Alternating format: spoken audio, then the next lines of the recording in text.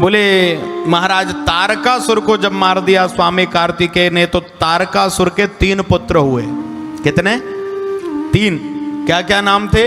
पहले का नाम था तारकाक्ष, दूसरे का नाम था विद्युन्माली और तीसरे का नाम था कमलाक्ष। तारकासुर के 3 बेटे हुए और तीनों ने ब्रह्मा जी की कठोर तपस्या शुरू कर दी। ऐसी तपस्या जैसी रावण ने करी, जैसी महाराज हिरण्यकश्यप ने करी, जैसी हिरण्याक्ष ने करी, घोर तपस्या। और ब्रह्मा जी जब प्रसन्न हो गए तो ये तीनों भाई कहने लगे कि हमें अमर होने का वरदान दे दो। और हर एक राक्षस आप देखेंगे कि इसने जब भी किसी राक्षस ने तपस्या करी तो तपस्या हमेशा करते हैं ब्रह्मा जी की और वरदान एक ही मांगते हैं, क्या? कि हम काहू से मर ही न मारे। रावण ने भी यही कहा, महाराज हम किसी से नहीं मरे। और ब्रह्मा जी सबको एक ही बात कहते हैं कि प्यारे अमर तो मैं भी नहीं हूं, तुम्हें कहां अमर बना दूं। हाँ,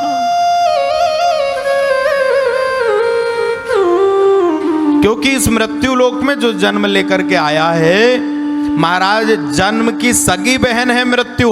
कब, कहां, कैसे, किस कारण से शरीर छूटना है, सब कुछ निश्चित है महाराज। राई घटे ना तिल बढ़े। हम मृत्यु के भय से भयाक्रांत रहते हैं। बोले मृत्यु से बिल्कुल भयभीत नहीं होना चाहिए।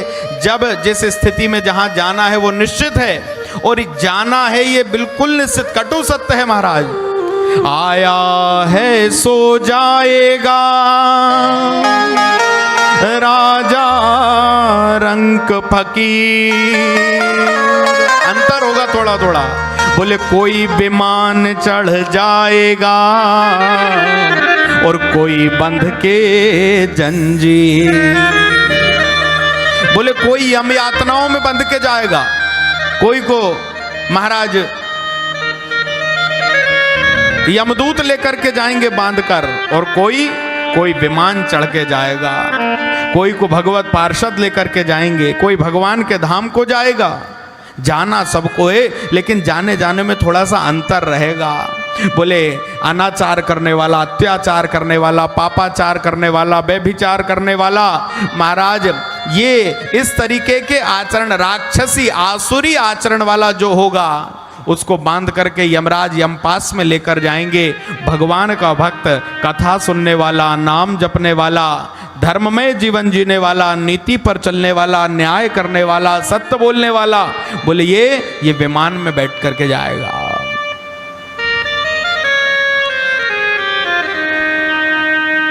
जाना सबको है। ये कह रहे हैं हमें अमरता का वरदान दे दो। मरना नहीं चाहते। अच्छा, मरना किससे नहीं चाहते? बोले शरीर से महाराज। राक्षस यही समझते हैं कि शरीर हमारा है मतलब हम अमर हैं, लेकिन वास्तव में कभी ध्यान देना कि ये नश्वर शरीर तो एक दिन छूटना ही है महाराज। ये 5 भौतिक देह, ये जो शरीर हमारा आपका, जितने भी जीव जंतु, इनका शरीर जो है, सबका शरीर 5 तत्वों से मिलकर के बना है। पृथ्वी, जल, अग्नि, आकाश और वायु, है ना। इन 5 तत्वों से मिलकर के ये काया बनी है। और जब इसके अंदर से ब्रह्म निकल जाए, राम निकल जाए, शिव तत्व निकल जाए, तो फिर लोग इसको मुर्दा कहने लगते हैं, है ना। डेड बॉडी कहलाता है। 100 सालों तक जिस शरीर के साथ में रहे उसको एक रात कोई घर में रखता नहीं है, खराब हो जाएगा, बदबू आने लगेगी, जल्दी से जल्दी लोग ठिकाने लगाते हैं। बोले कोई अग्नि में जलाता है, कोई भूमि में गड़ाता है, सबके अपने अपने नियम हैं। 5 तत्वों में से बनी ये काया एक दिन 5 तत्वों में ही समाना है, ये निश्चित है। तो कभी अपने आप से ये प्रश्न करें कि हम शरीर हैं कि आत्मा है? बताओ। अपन सब यहां जो बैठे हैं, अपन शरीर हैं कि आत्मा है? हम लोग क्या कहते हैं? ये मेरा हाथ है। क्या बोलेंगे? मेरा हाथ, मेरा पेट, मेरे पैर, मेरा सिर, मेरी आंख, मेरे कान। अच्छा, इन सबको हटाते चले जाओ तो आखिरी में मेरा कौन है? जो ये बोल रहा है कि ये मेरा है, मतलब हम ये तो नहीं कहते कि मैं हाथ हूं, मैं पेट हूं, मैं पीठ हूं, मैं सिर हूं, मैं कान हूं, नहीं, मेरा है ये। इसका मतलब कि वो कोई दूसरा बोल रहा है जिसका ये शरीर है, और इससे ये बात सिद्ध होती है कि शरीर हमारा। और यदि हम आत्मा है तो आत्मा तो कभी मरती ही नहीं है महाराज। ना उसे कोई अग्नि में जला सकता है, ना नदी में बहा सकता है, ना हवा उसे उड़ा सकती। वो तो शाश्वत सत्य है। वो तो महाराज केवल जैसे हम कपड़े बदलते ऐसे आत्मा शरीर बदलती है। तो इसका मतलब है कि हम वास्तव में तो अमर ही हैं। शरीर से ये जो यात्रा चल रही है, बोले इस शरीर की यात्रा पूरी होगी तो आत्मा अगले शरीर में चली जाएगी और अगली यात्रा शुरू हो जाएगी। किसी विद्वान ने कहा कि महाराज बड़े वृद्ध हो गए थे, घर के सारे लोग बहुत पहुंचे हुए महात्मा थे, बहुत वृद्ध हो गए, जीर्ण शीर्ण अवस्था थी, तो घर के सारे लोग महाराज आपस में बिल्कुल रहते थे, बड़ा स्नेह करते थे, और सब एक ही बात कहते थे कि महाराज आप हमारे बीच में रहो, शरीर छूटना नहीं चाहिए, आप हमारे साथ में रहो। तो एक बार उनने अपने सभी स्वजनों से कहा कि एक बात बताओ मुझसे सच्चा प्रेम करते हो, अंदर से प्रेम करते हो, वास्तविक प्रेम? बोले हाँ करते हैं। बोले यदि सच्चा प्रेम करते हो तो मेरी एक बात सुनो। क्या? बोले देखो, यदि तुम मुझसे सही प्रेम करते हो तो तुम मेरे इस शरीर के लिए नहीं रोओगे, नहीं परेशान होगे, नहीं दुखी होगे। क्यों?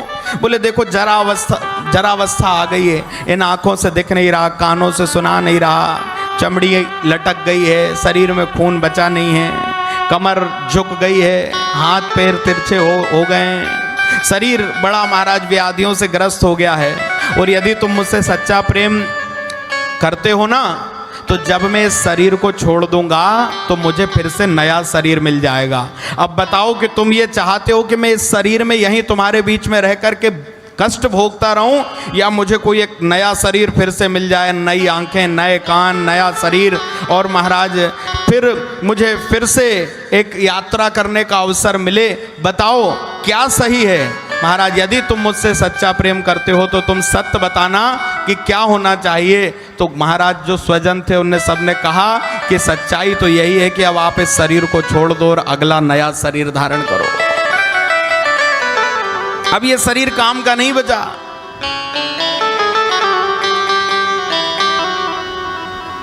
जिस पांच भौतिक शरीर के लिए हम बहुत चिंतित रहते हैं, उसको सजाने में, संवारने में, उसको महाराज बनाने में लगे हुए हैं, बोले ये शरीर पंच तत्वों से मिलकर बना है। क्षिति जल पावक गगन समीरा, क्षिति जल पावक गगन समीरा, क्षिति जल पावक गगन समीरा, क्षिति जल पावक गगन समीरा, पंच रचित अति अधम शरीरा, पंच रचित अति अधम शरीरा। ये जो शरीर है पंच रचित अति अधम शरीरा, ये इस शरीर को अधम कहा गया। एक एक अंग हमारा महाराज गंदगी त्याग रहा है। आंखों से गंदगी, कानों से गंदगी, नासिका से गंदगी, मुख से गंदगी, नाखूनों से गंदगी, एक एक रोम रोम हमारे शरीर से हम क्या दे रहे हैं? बोले केवल गंदगी दे रहे हैं। नाशवान शरीर के लिए विद्वान कहते हैं चिंता करने की आवश्यकता नहीं है। जब शरीर छूटना है तो छूट जाएगा, जब समय आएगा छूट जाएगा। बोले जो मिला है जीवन उसमें भगवान का भजन करते हुए, और महाराज जो परमात्मा की कृपा से जो मिल गया है उसमें क्या करें? बोले उसमें महाराज भजन करो।